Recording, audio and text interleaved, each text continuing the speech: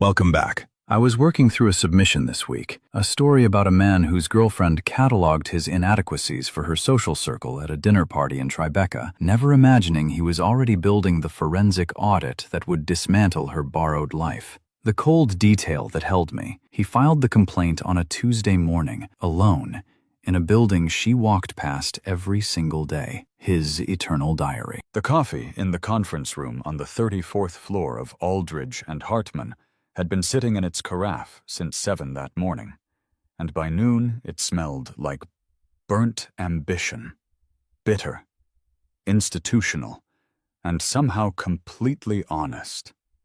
Ethan Cole did not drink it. He sat at the far end of a table long enough to seat 16 and watched the door with the quiet patience of a man who had learned, over the course of approximately 2 years, to stop measuring time by what other people were doing with it. The folder in front of him was thin.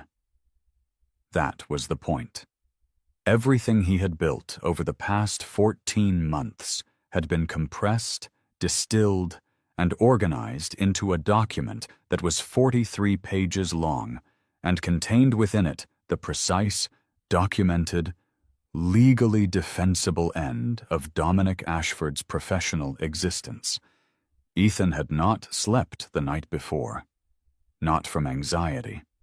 He had stayed awake because the numbers in his head kept rearranging themselves into new formations, and he had wanted to sit with the final picture before he handed it over. To hold it in his own mind for one last night. Private and complete and entirely his own, before it became something that belonged to courts and agencies and federal investigators and the machinery of consequence.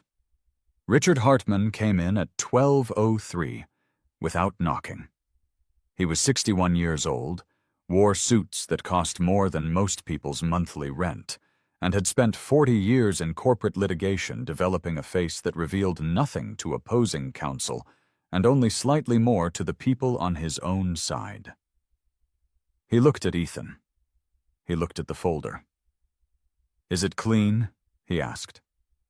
"It's clean," Ethan said. Hartman sat down. He picked up the folder and opened it with the same careful motion a surgeon might use opening a chest cavity. Deliberate, unhurried, already thinking 3 steps ahead. He read for 4 minutes without speaking.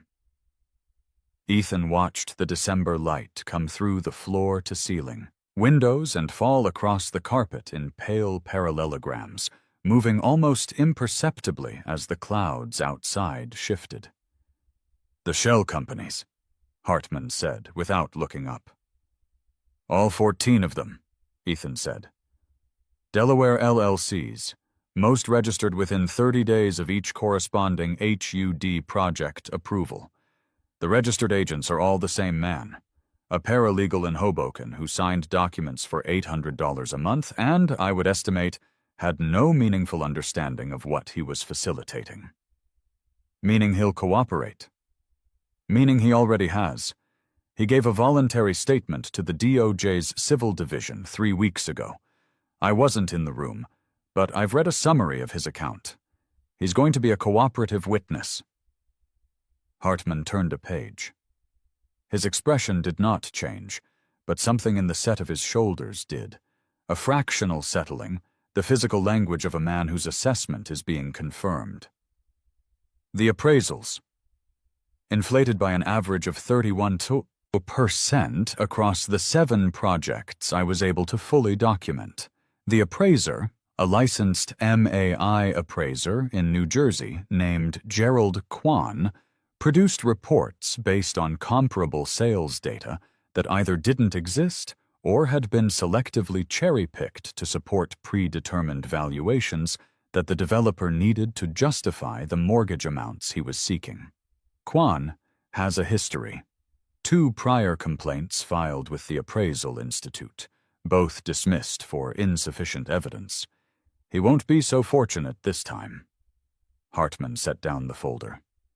He looked at Ethan the way experienced men look at other men who have just shown them something that exceeded their expectations. Not with warmth exactly, but with the particular form of respect that has nothing performative in it. It was a look Ethan had learned to recognize in the past 3 years. It felt nothing like what he used to imagine recognition would feel like. It felt cleaner than that, more useful. "The qui tam," Hartman said, "filed under seal 8 weeks ago. The Civil Division has been reviewing. Based on the timeline and what I've been able to understand through appropriate channels, the government will move to intervene within the next 10 days. When they do, it becomes public." "Yes," Hartman folded his hands on the table. "You understand that when this becomes public, Ashford's name will be attached to a federal fraud allegation that encompasses 7 projects and 8 or 9 years of documented conduct. His financing dries up overnight. His institutional partnerships unwind. His active developments go into receivership, and the lenders on his completed projects will begin reviewing their exposure." "I understand that," Ethan said. "And you're comfortable with that outcome." Ethan picked up his pen, the one that had been running dry since early November and that he had kept using anyway because he had started something with it and did not see the logic in switching, and set it back down. "Mr. Hartman, I was retained to conduct a forensic examination of Ashford Properties' financial records in connection with your client's civil complaint against the entity. I found what I found. The qui tam is a separate filing, made under my own authority as a private citizen who discovered evidence of fraud against the federal government while conducting that legitimately authorized engagement. I brought it to the appropriate venue. What happens after the government intervenes is not something I caused. It's something Dominic Ashford caused, starting in 2019 when he filed the first false cost certification with HUD and signed his name to numbers he knew were invented." Hartman was quiet for a moment. The kind of quiet that was not absence of thought, but the opposite. "I'm going to recommend you to 3 firms, he said. "Thank you," Ethan said. He picked up his briefcase. The 43 pages stayed on the table. He had a copy secured on an encrypted drive in the inner pocket of his coat, and another copy held at his attorney's office, and a third in the fire safe in his storage unit, because he had learned that the things you build carefully should exist in more than one place, and that the people who try to destroy inconvenient documents always underestimate how many places those documents can live. He took the elevator down alone. The lobby smelled like cleaned stone and recycled air and the faint ghost of someone's cologne, something expensive and slightly too heavy for an enclosed space. The kind of scent a man applies when he is still in the process of deciding who he wants to be understood as. Ethan walked through it without breaking stride and came out onto 6th Avenue into a December that had not yet committed to snow, but had committed firmly to the idea of it. He stood on the sidewalk for a moment and looked across the street at nothing in particular. Somewhere across the city, in an apartment that a federal asset freeze would make inaccessible. Within the month, Mara Sinclair was probably having lunch with someone, in the manner of a woman who had not yet understood the specific shape of what was coming. He thought about that for exactly as long as it deserved. Then he turned north and walked. 18 months earlier, Ethan Cole had been the kind of man that other men described as solid. It was not a compliment. It was the verbal equivalent of a shrug. An acknowledgement that nothing was visibly wrong, paired with the unspoken implication that nothing was particularly remarkable either. He knew this because he had heard it said about himself at a rooftop party in late May by a woman he had been dating for 2 years, 11 months, and 17 days. He had not been supposed to hear it. The party was on the roof of a building in Tribeca, one of those events that existed primarily to be photographed, where the lighting had been engineered to make everyone look as though they had been born into money they hadn't actually worked for, and the music was curated to suggest that everyone present was, at this exact moment, living their most interesting life. Claire Devereaux had turned 32 that weekend and had chosen to celebrate the way she celebrated everything. Loudly, publicly, and with a dress that cost more than Ethan's first car. He had been there because Mara was there. He had come up from the bathroom, still pressing his way through the cluster of people gathered near the bar, when he heard his name. Not his name exactly. He heard Ethan. And then Claire's voice, doing the thing it always did, dropping half a register into that particular carrying intimacy that conveyed 3 times further than a normal speaking voice, saying, "Look, he's fine, he's sweet, but he's not enough." He stopped. He was standing behind a column wrapped in Edison lights, holding a glass of sparkling water he hadn't yet taken a sip from, and the music was low and jazzy and completely inadequate as cover for what was being said 4 feet away from him. Not enough how? That was a voice he did not recognize at first, and then placed as Jade, who worked in fashion PR and had opinions about everything, and the attention span to pursue none of them for longer than a season. Every way, Mara's voice. Quiet. Not cruel, exactly. The kind of honest that emerges when people believe they are genuinely in private, unguarded, unperformed, just the actual opinion running without its usual social filter. He's an accountant. He's going to be an accountant. He goes to bed at 10:30. He drives a 4-year-old Acura. He's the most predictable man I have ever been with, and I don't know why it took me this long to be honest with myself about it. "So break up with him," Claire said, with the casual certainty of a woman who had never experienced the friction of attachment. "I know, I will." A pause. The sound of something being set down on a surface. Glass on glass. "I keep waiting for him to surprise me, and he never does. That's the thing about Ethan. He never once surprises me."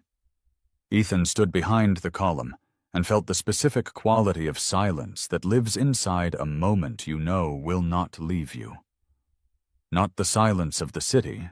The city was making its usual background sounds, the low mechanical hum that ran beneath everything, like a frequency no one had chosen to notice, but a silence that was his alone. Internal. The kind that occurred when the background music of a life cut out mid-song and left you standing in the space where it had been, holding the sudden bare understanding that you had been hearing it wrong for a long time. He did not move for perhaps 30 seconds. He counted his own breathing. Then he straightened his back, walked to the bar, and set down the sparkling water he had not touched. He ordered a scotch, neat. He drank it slowly, with the deliberateness of a man filing information, not drowning it. He went and found Mara, who was across the roof now in a different conversation, and he stood beside her and put his hand on the small of her back, as he had done 1,000 times. And she leaned against him and smiled up at him. And he smiled back.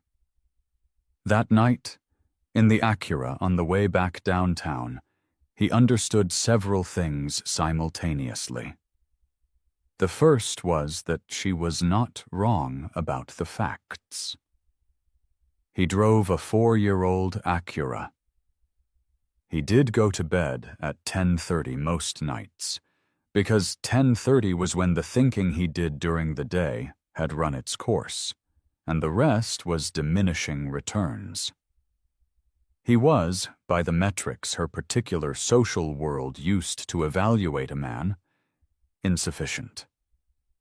The second was that the metrics her social world used to evaluate a man were roughly as reliable and meaningful as a compass calibrated to a magnet inside its own case. Measuring something, technically, but not what they claimed to measure. The third thing was the one that settled into his chest with a particular cold weight.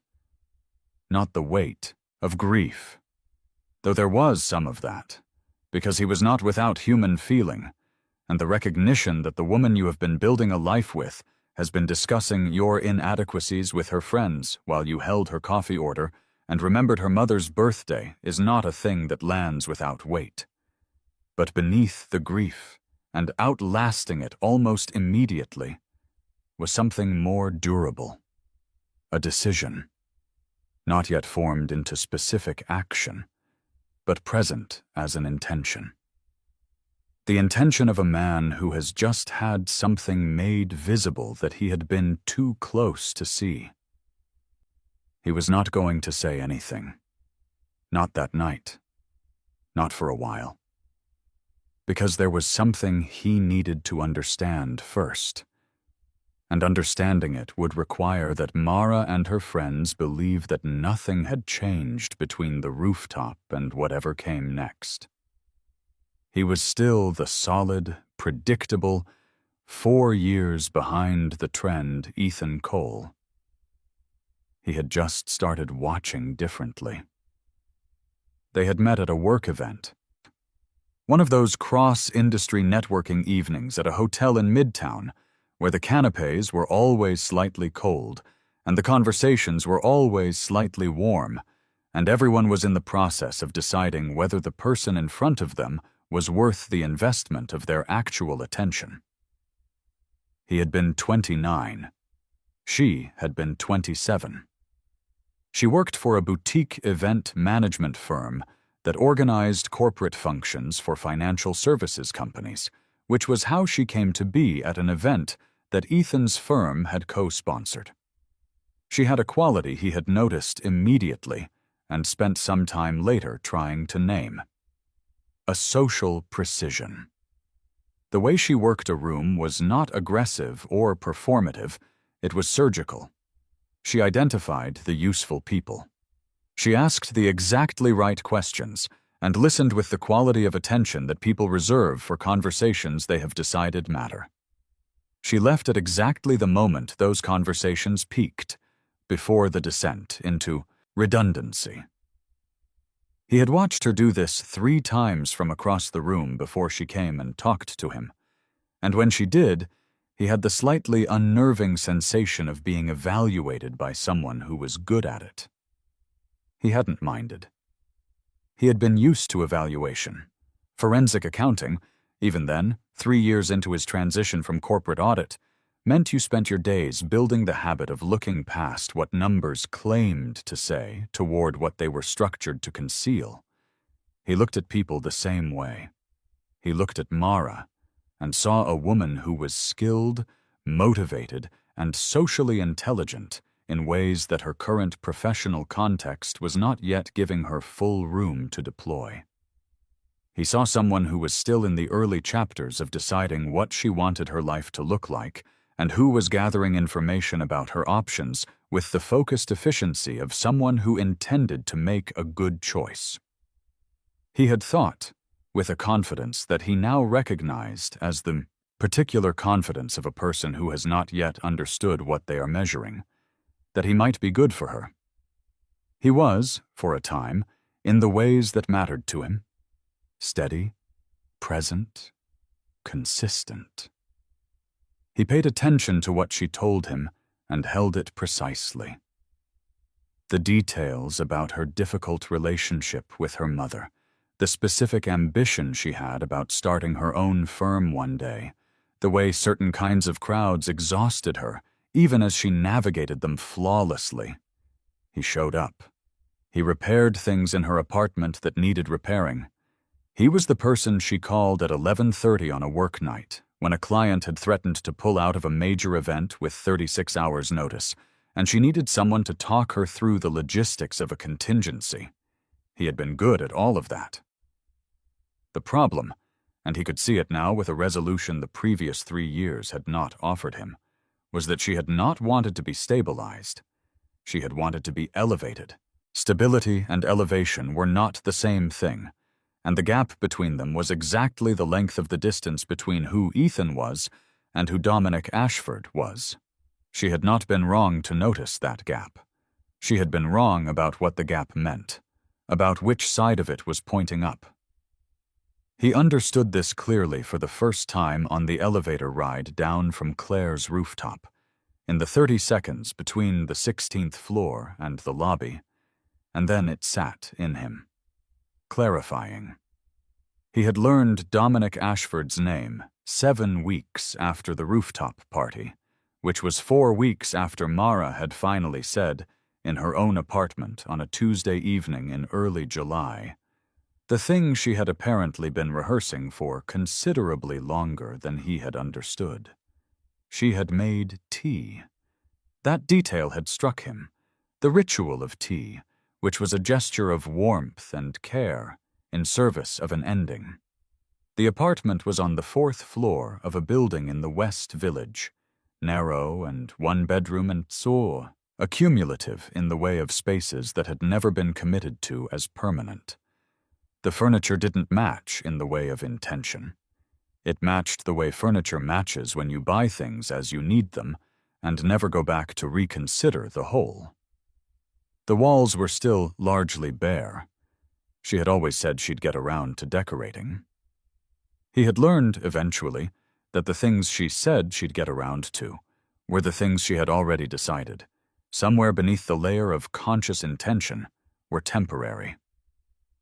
"I've been doing a lot of thinking," she said. He was sitting on her couch. She was sitting across from him on the edge of her armchair, the mug in both hands, her posture arranged into something that was a careful balance between open and defended. "I can tell," he said. "I don't think we want the same things." This was the polite architecture of the thing. He had already heard the unpolished version through the ambient noise of a Tribeca rooftop.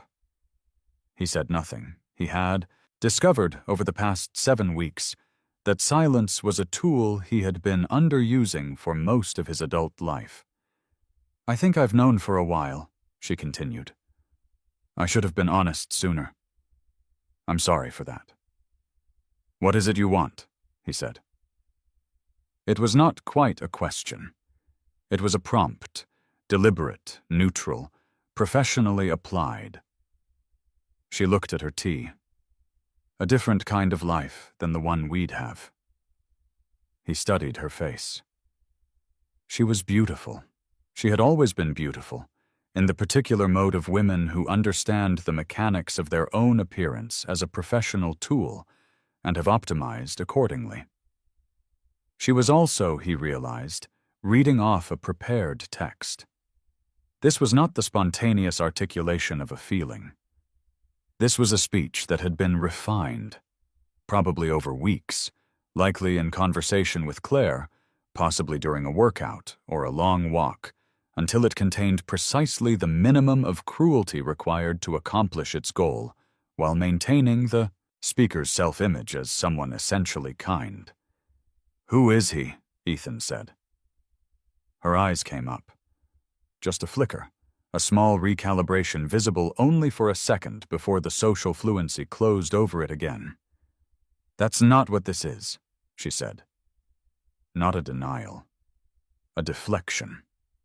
He filed it the way he filed everything. Without urgency, without reaction, into the organized space where information waited until he needed it. "All right," he said. He set down his mug. He stood. He had left his jacket on the hook by her door when he arrived. He went and got it. "Ethan." She followed him, and there was something in her voice. Not regret, not quite, but the particular friction of watching someone refuse to perform the emotional response you had prepared for. He had been expected to argue, perhaps, or to plead, or at least to ask more questions, to require more explanation, to make the conversation last longer, in the way of people who needed the ending to earn its weight through duration. He was not going to do that. "Can we talk about this?" she said. "We have," he said. He put on his jacket. Take care of yourself, Mara. He went down the 4 flights of stairs because her building's elevator had always been slow, and he had learned early in their relationship not to wait for things that could simply be managed another way. Outside, the July air was heavy and warm and smelled like the city's particular summer chemistry. Hot pavement and food from somewhere close, and underneath both, something sweet and organic and faintly rotting the way cities rotted when the heat pressed down on them long enough. He stood on the sidewalk for a moment. He was not destroyed. He had been destroyed once before, at 26, by a different ending, and he knew what destroyed felt like. That specific hollowing, that loss of structural integrity, the sensation of weight without a framework to hold it. This was not that. This was colder and more precise. This was the feeling of a photograph finishing its development. Not the first moment of exposure, but the gradual chemical emergence of forms that had been latent the whole time. He walked to his car, the Acura. He sat in it for a moment without starting the engine and watched the sodium vapor light of the West Village fall across his hands. He had $94,000 in savings. He had a CPA and a CFE, Certified Fraud Examiner, and 3 years of forensic accounting work that had built him a reputation in a very specific, very quiet corner of the financial investigation world. He was not the kind of successful that got photographed on Mediterranean terraces. He was the kind of successful that found things in spreadsheets that other people had specifically tried to make unfindable, and then explained what he found in terms that held up in federal court. He started the car. He drove home. Dominic Ashford became a visible fact of Ethan's life, the way most significant things became visible. Facts in the lives of people who had once been intimate with someone else, through social media, on a Sunday morning, while doing something mundane. He had been reviewing a set of financial statements for a client in New Jersey, a small manufacturing company whose CFO had a gambling problem and had been quietly misappropriating accounts receivable for 14 months. When his phone buzzed, he did not check it immediately. He was in the middle of something, and the middle of something was where he lived most of his waking life. But when he checked the phone 20 minutes later, he found that Mara had posted a photograph. It was a Sunday morning photograph of the kind that required significant preparation to appear spontaneous. She was at a table, outdoor, white cloth, water visible in the background. The light was coastal European. A man's hand was visible at the edge of the frame, resting beside a coffee cup, broad and well-maintained, a watch visible only as a sliver of metal at the wrist with a pronounced tan line above it. The caption, "Some Sundays are better than others." He looked at the photograph for 4 seconds. He noted the setting, the quality of coastal light, the architectural detail visible over her shoulder, the specific gray-green hue of the water. French Riviera, most likely. He noted the hand, he noted the watch. From the proportions of the case, visible even as a sliver, something by Vacheron or Patek, the kind of object worn by men who wanted the people who recognized it to recognize it. He put his phone down and went back to the manufacturing company. But that evening, after he had finished and submitted his preliminary findings and made himself dinner, pasta, olive oil, red pepper flakes, a glass of wine that was better than the apartment he was eating it in, but not by much, he allowed himself to look up Dominic Ashford. It took 4 minutes to get the full shape of him. Ashford Properties, LLC, founded 2012 Seventon. Completed developments in the Mid-Atlantic and Northeast. A heavy concentration in federally subsidized affordable housing, HUD-insured multifamily projects, low-income housing tax credit developments, mixed-income residential. A profile in the real estate section of the Business Journal from 2021 that described him as a developer with a conscience and quoted him extensively about his commitment to producing quality housing for communities that needed it most. A LinkedIn maintained with the frequency and strategic intent of a professional brand. A philanthropic arm, the Ashford Community Foundation, with a website featuring photographs of groundbreakings, ribbon cuttings, Dominic Ashford standing beside state and city officials with the wide, practiced smile of a man who had learned which muscles to hold. He was 45. He carried his wealth the way certain men carry custom clothing, not for protection or warmth, but as curated signal. His portfolio had a combined estimated value somewhere above $400 million, much of it leveraged, which was standard for development. But the leverage ratios on his two most recent projects had struck Ethan, even in a casual pass, as aggressive in a way that suggested either extraordinary confidence or a financial model that depended on something that hadn't yet become visible. Ethan closed the browser. He washed his dinner dish. He went to bed. He did not think about Dominic Ashford again for almost 2 months. The call from Aldridge and Hartman came in September on a morning that smelled of turned leaves and the first suggestion of cold.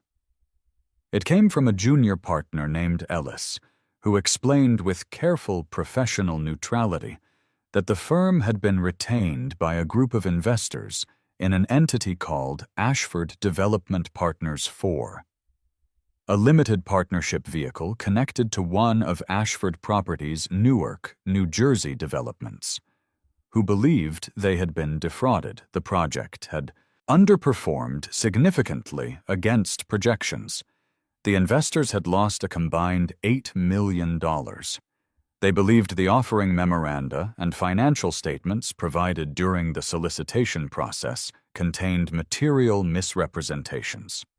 Would Ethan be available to conduct a forensic review of the project's financial records? He said he would. He confirmed his rate and his timeline. He arranged a kickoff meeting. He conducted himself throughout the call with the precise neutrality of a professional who had no personal interest in the matter. That evening, he sat in his apartment with a legal pad and wrote at the top, "What do I want here?" He wrote 2 answers. The first, a forensic investigation that is fair, technically accurate, and produces findings I can defend in federal court. The second, which he wrote and then looked at for a long time before leaving it on the page because dishonesty with himself had never served him. To understand, completely and without any remaining ambiguity, exactly what Dominic Ashford built and how he built it. He examined both wants for the conflict between them. He looked carefully and found, with something that was close to satisfaction, that they did not conflict.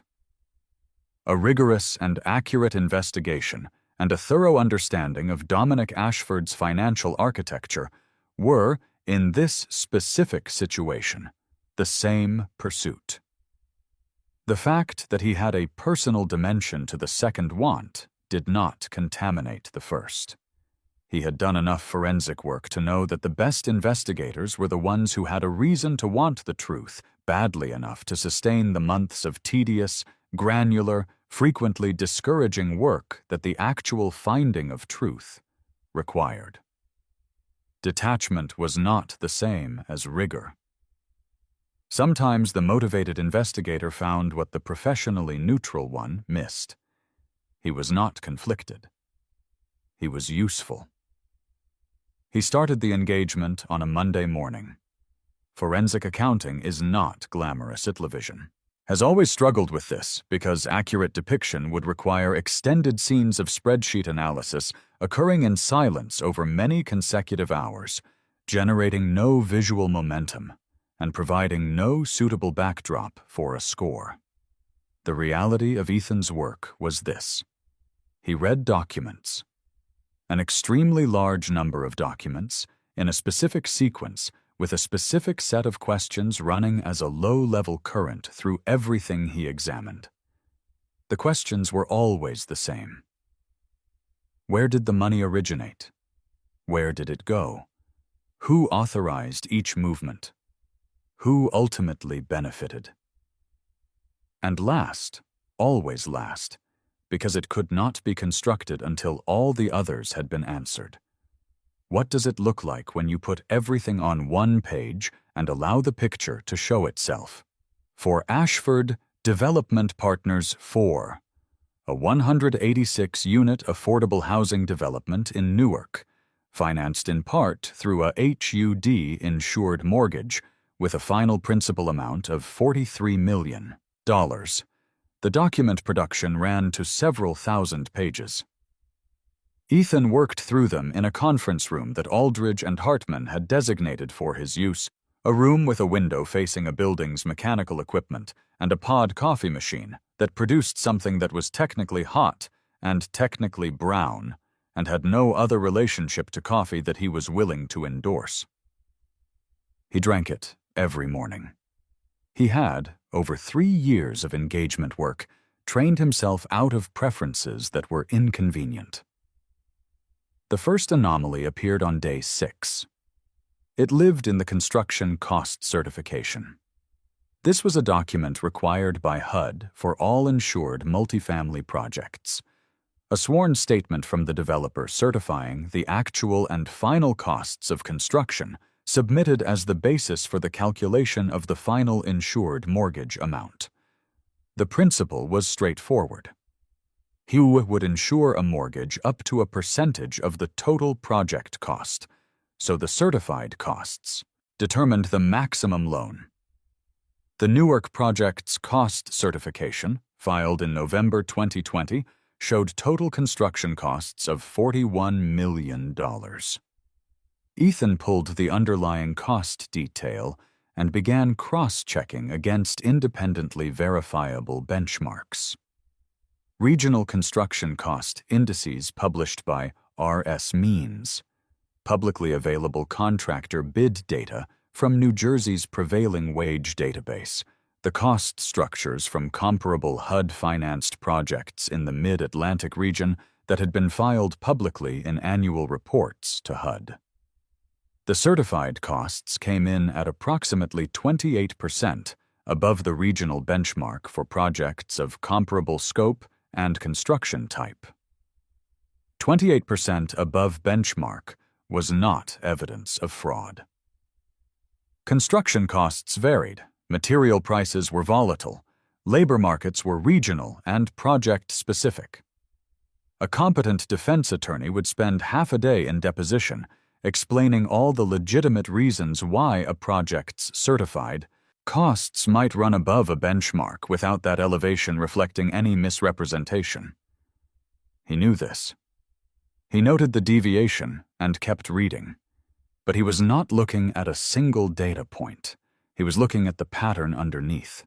He pulled the cost detail further, line by line, category by category, until he reached the section labeled General Conditions and Professional Services, which in a standard construction project encompassed legitimate costs, contractor overhead, site supervision, engineering consultation, project management. On the Newark project, this section included payments totaling $6.2 million, allocated across 4 entities. NJ Construction Consulting, LLC, Metro Site Services, LLC, Keystone Project Management, LLC, Pinnacle Development Group, LLC. He ran the entities through every available database. State contractor licensing registries in New Jersey, New York, and Maryland. The Better Business Bureau. The System for Award Management, which tracked federal contractors. LinkedIn. Google. Legal databases for any public contract filings, court appearances, or regulatory disclosures. All four entities returned essentially nothing.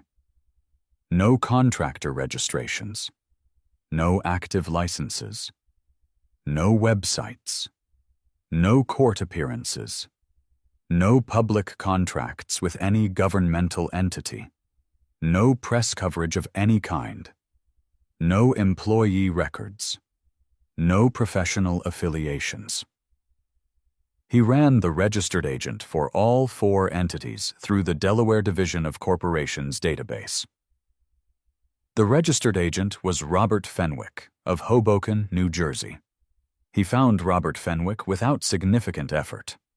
Fenwick was a paralegal at a small law firm in Jersey City that provided incorporation services, one of a category of firms that existed primarily to place authorized signatures on formation documents that other people were responsible for originating and directing. Fenwick had signed formation documents for at least 11 Delaware LLCs over a 4-year period, according to the public registry. From a court filing in an unrelated matter, Ethan found a reference to Fenwick's service fee, $800 per company. Fenwick had, by that calculation, made a total of $8,800 across 11 companies and had, with very high probability, no meaningful understanding of what those companies were being used to accomplish, which meant someone else had originated them.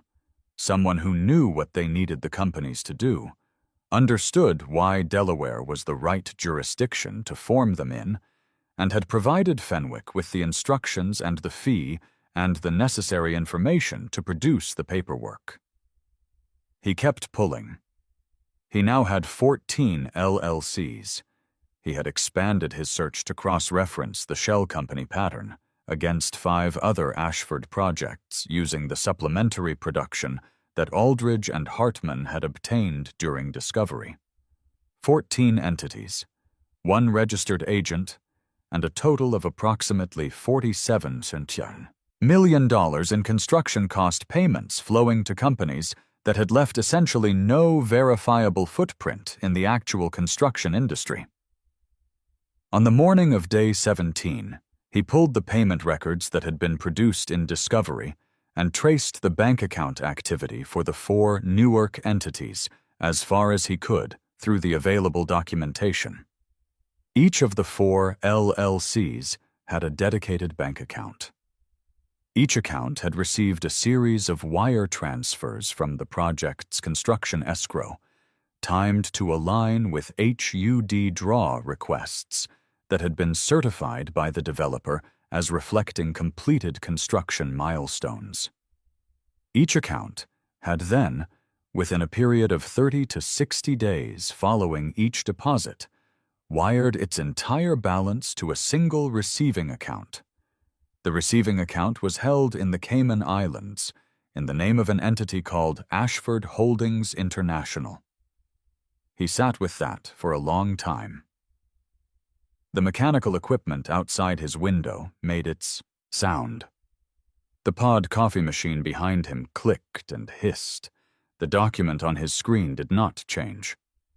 Ashford Holdings International, an offshore entity in the Cayman Islands, the specific jurisdiction that DOJ investigators and HUD's Office of Inspector General had spent decades scrutinizing as a destination for funds removed from the legitimate reach of federal oversight. An entity bearing the name Ashford. Receiving money that had traveled through shell companies, into and through a HUD-insured construction project, originating from a cost certification that a licensed developer had sworn, under penalty of perjury, was accurate. He was not looking at aggressive cost management. He was not looking at a sloppy accounting error that a defense attorney could rationalize as ambiguity. He was looking at a scheme. Specifically, and he had spent enough time in the proximity of False Claims Act litigation to recognize the shape of it. He was looking at a scheme that met the definitional elements of 31 U.S.C. Section 3729 with a precision that was almost methodical. False statements made knowingly or recklessly, submitted to a federal agency, causing the government to pay money it would not otherwise have paid.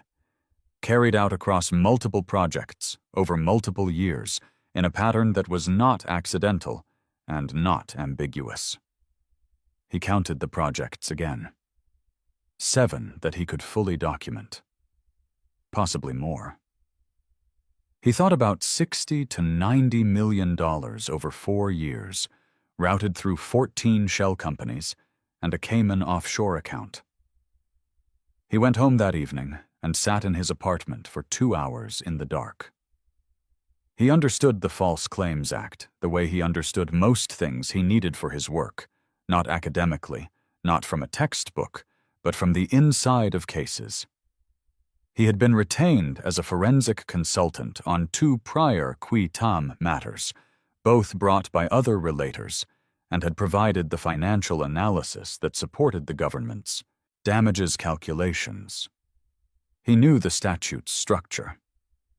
The qui tam provision, qui tam pro domino rege quam pro se ipso in hac parte sequitur, the full Latin construction translating to something like, "He who sues in this matter for the king as well as for himself," allowed a private citizen who discovered evidence of fraud against the federal government to file a complaint under seal with the DOJ.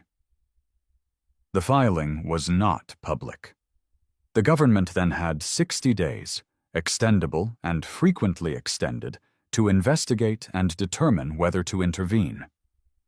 If the government chose to intervene, and the case resolved in the government's favor through settlement, judgment, or criminal forfeiture, the person who had brought the complaint, called the relator, received a statutory share of the recovery. Under 31 U.S.C. Section 3730D, that share ranged from 15 to 30%, depending on the extent of the relator's contribution to the prosecution. He sat with the arithmetic. 7 projects. If the inflated cost certifications on those 7 projects had resulted in HUD-insured mortgages that exceeded the legitimate costs by even a conservative estimate of $10 million per project, the government's total damages, tripled as the statute provided, since the False Claims Act imposed mandatory treble damages, could reach $200 million or more. His relator share at 15% would be $30 million. At 25%, $50 million. He held the arithmetic in his head, and then, with the specific discipline he had spent years developing, he set it down. He set it down because the arithmetic was not the reason, and if he allowed the arithmetic to become the reason, he would lose the most important thing, the clean, legally defensible factual record of a forensic accountant who had found evidence of fraud and had reported it because that was what the evidence warranted and what the law provided for. The arithmetic was a consequence. The reason was the document on his screen. He called Patricia Wynn the following Monday. Patricia Wynn worked out of a D.C. office that was aggressively underfurnished for the amount of money it processed. Metal shelves, a whiteboard with things written on it in multiple colors that had never been erased, 2 chairs facing her desk that were functional, and nothing beyond. She had spent 15 years bringing False Claims Act cases, with a win rate that was among the top in the country and a reputation in the DOJ's civil division that was built on the quality of the evidentiary packages she submitted rather than on any particular personal warmth. She was not warm. She was precise. She asked good questions, listened to the answers without performing the listening, and moved through legal analysis with the efficiency of someone who had done it enough times to have dispensed with everything that was not essential. She reviewed his materials over a weekend. On Monday, she called. "The EIN connection is your cleanest nexus to Ashford personally," she said. The offshore routing is circumstantial until we have bank records, but the government has the tools to compel those.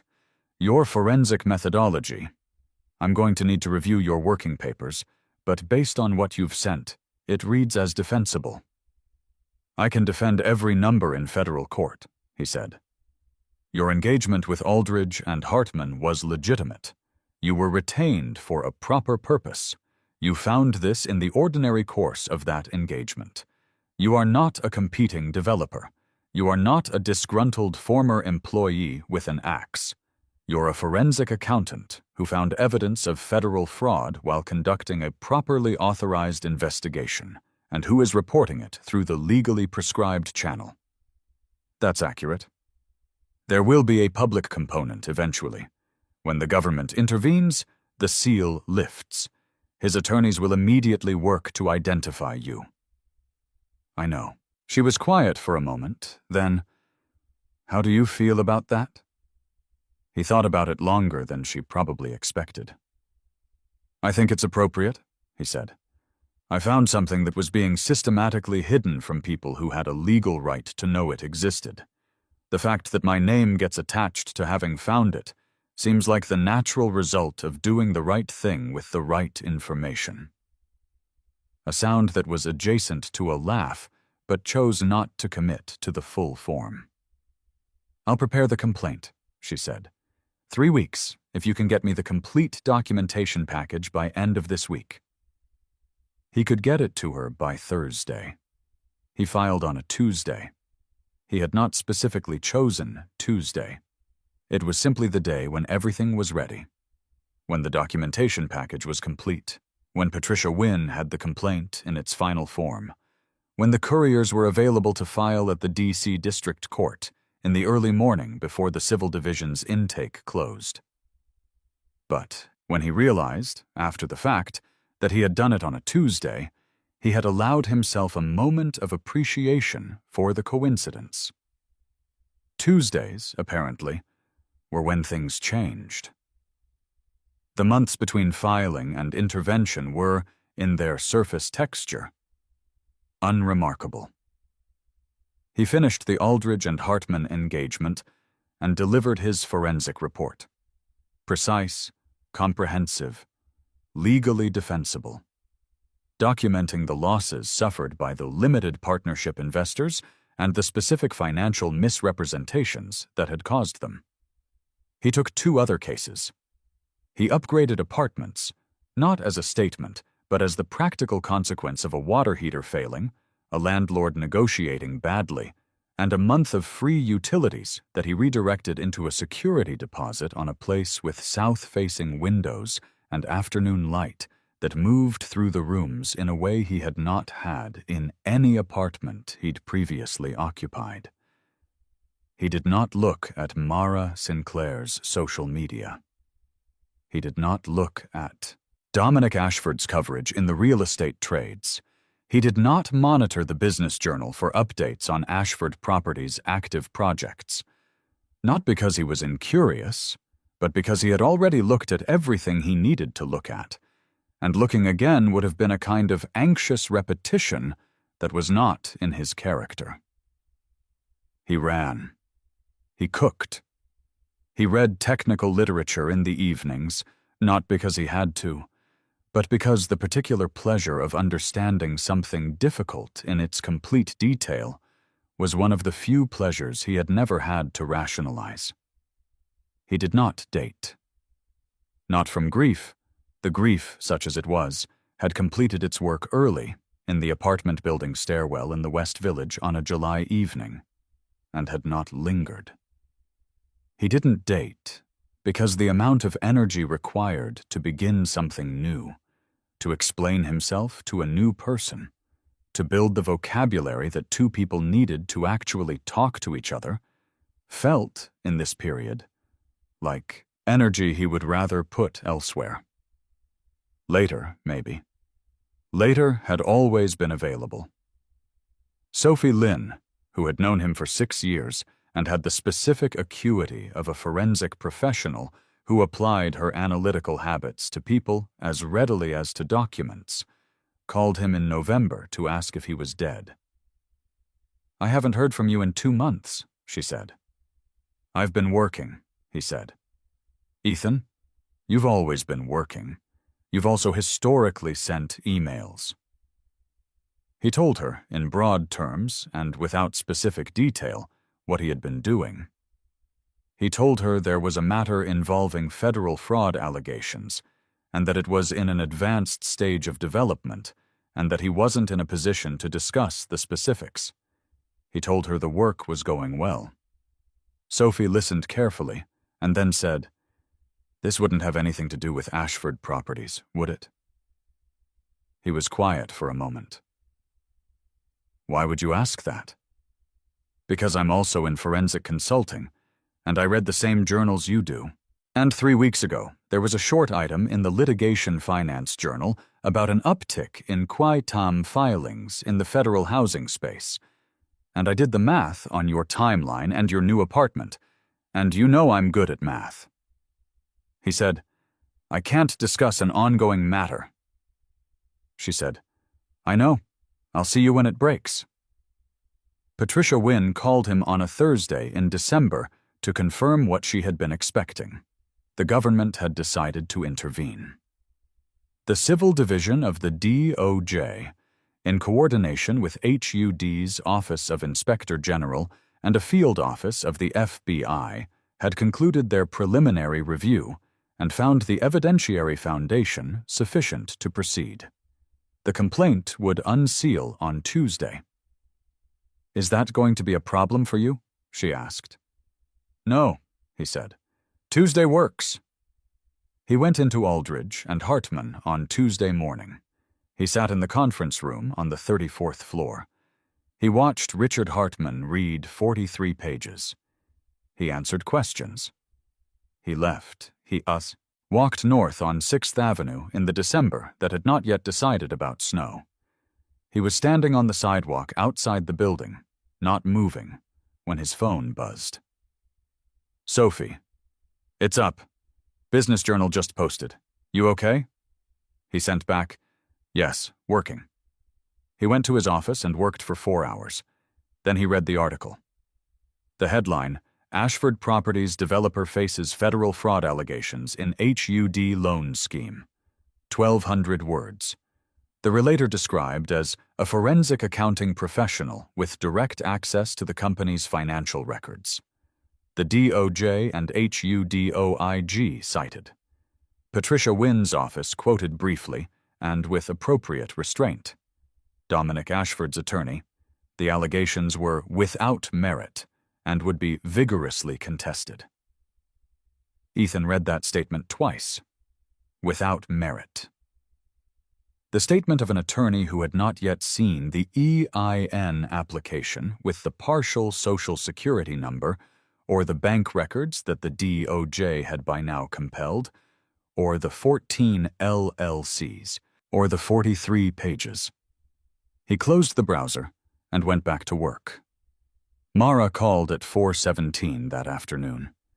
He watched her name on the screen and experienced not surprise, but the particular arrival of something he had theoretically anticipated in its actual physical form: sound, light, the vibration of his phone against his desk. He let it go to voicemail. She called again at 4:41. He let that one go, too. The third call at 5:06 also went to voicemail, and this time she left a message. He listened to it that evening, after dinner, in the south-facing apartment with the December light long gone, and the city showing itself in its evening illumination through the windows. Her voice was controlled. She had rehearsed this or something close to it. At the edges, where rehearsal ran out, the control thinned into a register that was higher and more exposed than the words she was using. "Ethan, it's Mara." A pause. "I don't know if you're following the news today, but I think you probably are. I don't know what I wanted. I wanted to talk to someone. I know that's a lot to ask. I'm sorry for that." Another pause, longer. "Call me if you want to. You don't have to." He sat with the phone in his hand. He thought about the voice. He thought about what the voice was doing and what it was asking for, and what, underneath the asking, it believed it was entitled to. He set the phone down on the table. He picked up his wine. The asset freeze came 2 days later. A federal court granted the government's application to freeze Dominic Ashford's domestic assets pending the full proceedings. The accounts of Ashford Properties, LLC, 3 specifically named development LLCs, and Ashford's personal accounts, insofar as they were traceable to the fraudulent scheme. The Cayman account was subject to international cooperation requests that would take longer and carried more uncertainty, but the domestic freeze was comprehensive and immediate, in concrete terms. The apartment Mara was living in, which was held by Ashford Properties, LLC, as an executive residence, a detail that had appeared in the corporate structure documents produced during discovery, which Ethan had noted and set aside and not thought about further because it was not his job to think about it further, was now unreachable. The credit accounts connected to those entities were declined when presented. The financing on Ashford's 2 active development projects evaporated, since no institutional lender continued a credit facility to an entity under active federal fraud investigation, and the general contractors on both projects suspended work pending payment clarification. 3 employees of Ashford Properties, LLC, were terminated within 72 hours of the freeze. There was no accessible payroll account from which to pay them. The Business Journal ran a follow-up story, then another. The real estate trades picked it up. A local television station in Newark ran a segment that included footage of the stalled construction site, the rusting crane frozen mid-arc, the plywood hoardings on which an Ashford Properties rendering of a completed building had been posted and then defaced, partially by weather. Ethan knew these details because Patricia Wynne kept him appropriately informed, because the financial press was covering it with increasing specificity, and because Sophie sent him the Newark crane photograph with a text that said only, "The rendering is still up." He looked at it for a moment, the artist's rendering of the finished building, all clean angles and natural light, and figures in the foreground arranged to suggest community, still posted on the hoarding of a stalled site. And then set his phone down. Sophie chose a restaurant in the West Village for their lunch in the 2nd week of December. In a narrow room that smelled of wood smoke and warm food, and had the settled quality of a place that had been operating long, enough to develop its own particular gravity. He suspected she had chosen the neighborhood deliberately. He did not bring it up. He ordered soup. It was December, and the city outside was the color of concrete, and soup was the correct decision. "How are you, actually?" she said. It was not a soft question in her delivery. "Better than I expected," he said. "I think I've been in motion for so long on this that the landing is quieter than the approach." "There's going to be a criminal referral," she said. Not as gossip, as information she had and believed he deserved. "My firm is hearing that the FBI has been building a parallel criminal investigation. Wire fraud, bank fraud. If they convene a grand jury, they will." She looked at him without editorializing. "And her?" He held the question for a moment before he answered it. "I don't know what she knew. There's no evidence she was involved in the scheme. She may have had no substantive understanding of how Dominic Ashford's business actually operated. But she chose his world. She chose the surface of it," Ethan said. "She chose what was visible from the outside, which was built on something that wasn't real. I don't blame her for not being able to see through a fraudulent financial structure that I found by spending 4 months reading the documentation from the inside." He looked at his soup. I'm not sitting here counting her losses. That's not what this was. Sophie was quiet for a moment, in the particular way of someone who is deciding whether to say the next thing. Then what was it? She said. It was the right thing to do, with information I had. He looked up at her. 7 communities got the minimum, instead of what a federal housing program was designed to provide, because the man developing their buildings was siphoning the budget into a Cayman account. Robert Fenwick, the paralegal who signed 11 LLCs for $800 each, and went home to Hoboken not knowing what he'd put his name to, deserved not to spend the rest of his working life inadvertently facilitating federal fraud. The investors in the limited partnership, who were told their money was going into a legitimate development and lost $8 million, they deserved to have what happened to them named accurately. He paused. The fact that the man at the center of all of it happened to be the man Mara left me for is a fact. It's not nothing, but it's a detail.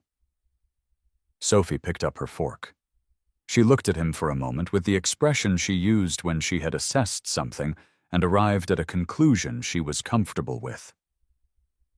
You know what I think you are, she said. What? The most predictable man I know, she said, in the best possible way. He looked at her. She held it without deflection. Then he picked up his spoon and finished the soup. The criminal indictment came on a Wednesday in February. 8 counts. 3 of wire fraud, 2 of bank fraud, 1 of conspiracy to defraud the United States, 2 of making false statements to a federal agency. Patricia Wynne called him at 9 in the morning. She was brief, as she always was with good news. Good news required less explanation than complications did. 8 counts, she said. The conspiracy count alone carries 5 years. The wire fraud counts are 20 each. His attorney will move to negotiate, but the documentary record is what it is. Thank you, Patricia. Thank yourself, she said. You built the evidentiary foundation. We just delivered it to the right address.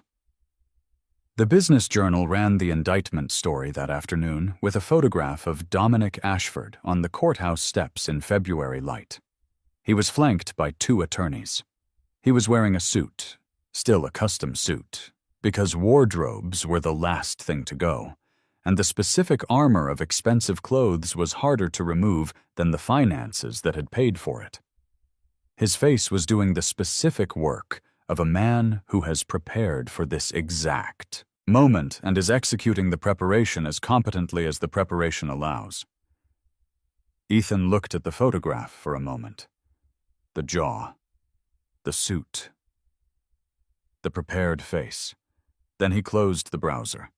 She came in person on a Friday evening in March, and he came down because he had considered the possibility of this visit more than once, and had made his decision about it already, in the clarity of a long time thinking about things without the distortion of urgency. The lobby of his building was clean and adequately lit, and smelled of nothing particular. None of the recycled cologne or institutional coffee of other lobbies, just neutrality. She was standing near the entrance in a dark charcoal coat he had not seen before. Good quality, but a register lower than what she had been wearing in the visible months of her life with Dominic Ashford. She looked not diminished. Mara Sinclair was not the kind of person who did diminished, but something in her presentation had been stripped back to a layer closer to the actual.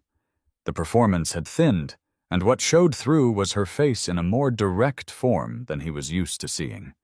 He stopped 6 feet from her. You look well, she said. I am, he said. She looked around the lobby briefly, not assessing it, but gathering herself through the act of having somewhere neutral to look. Can we find somewhere to talk? "Here is fine," he said. She took that in. "Okay." She met his eyes and held them in a way that was different from the social fluency she usually deployed for eye contact, more effortful, less polished. "I'm not here to argue with you. I'm not here to accuse you of anything. I understand the decisions I made." He said nothing. "I've been trying to figure out what to say to you for 3 months," she said. "Every version sounds either like I'm asking for something or like I'm explaining myself, and I don't want to do either of those things." "Then don't," he said. She looked at him with something he had not seen on her face before. Not in the West Village apartment on the Tuesday with the tea. Not in the photographs he had occasionally seen in the months of her visible life in Ashford's world. Not in any of the 3 years he had held her coffee order and remembered her mother's birthday. Something underneath the surface layer of social capability, asking something that was not a question and not a request. Just a thing that needed to be said out loud by someone. To someone. "I told Claire you weren't enough," she said. "At her party. On the roof. I know you heard it. I figured that out, eventually, looking back at when things started to change in you. Or not change. Maybe I just started seeing what had always been there." He said nothing. "I was wrong," she said. Not just in the obvious way that everyone would say I was wrong now, with the benefit of outcome. In the actual way. I was measuring you against a metric that wasn't real, and I didn't see it, and then I went and built my life around the thing I thought was more real, and it wasn't real at all." She stopped. "That's not something I'm saying to you as accusation, or as, I'm not asking for anything. I just needed to say it because it's the truest thing I have right now, and I've been carrying it." The lobby was quiet. The front desk attendant was occupied behind his screen.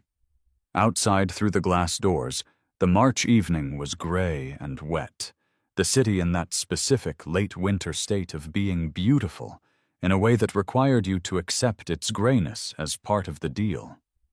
Ethan looked at her face. He thought about the rooftop. He thought about the 43 pages. He thought about Robert Fenwick in Hoboken, and the 7 communities, and a filing on a Tuesday morning in a building she had walked past every day. He thought about what he wanted to say. He found, when he looked for it honestly, in the way he had trained himself to look at things honestly, that what he wanted to say was almost nothing.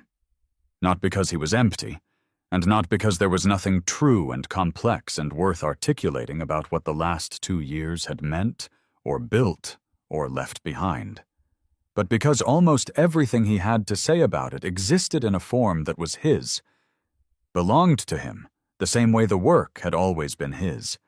The calculation, the patience, the specific cold discipline of building something carefully in the dark and saying nothing until it was done. He had not done it for an audience. He had not done it to produce a moment like this one. He had done it because it was the work that was in front of him, and the work had turned out to be the thing. He was not going to hand that over. "Get a lawyer who handles asset forfeiture," he said. "If you were living in an Ashford Properties asset when the freeze was executed, you may have civil disclosure obligations depending on how your tenancy was structured. Someone who knows federal civil forfeiture procedure." She blinked. Once, twice. Her mouth opened slightly and then closed again. "That's what I've got for you, Mara." He turned and walked to the elevator. He pressed the button. The elevator, in this building, was faster than her old buildings had ever been. He heard her not say anything. He stood with his back to the lobby and his eyes on the brushed metal doors. They opened. He stepped in. He pressed 31. The doors closed. In the distorted surface of the metal, his reflection looked back at him. Slightly elongated, The face of a man who had been called, in a specific and well-attended social context, the most predictable man a woman had ever been with, and who had spent the subsequent 18 months proving that the predictability they had seen was not a ceiling. His phone buzzed. He took it out. Patricia Wynne. Government recovery estimate revised upward to approximately $90 million across 7 confirmed projects. Relator share calculation proceeding. Expect our office to contact you early, next week, with preliminary figures. He read it once. He put the phone in his pocket. The elevator rose, and the door opened onto the 31st floor, and the hallway was quiet, and the door to his apartment was where it had always been. Behind it, the south-facing windows held the last of the March light, thin and cold and working its way through the grayness with the specific persistence of things that do not need to announce themselves to be real. He went inside,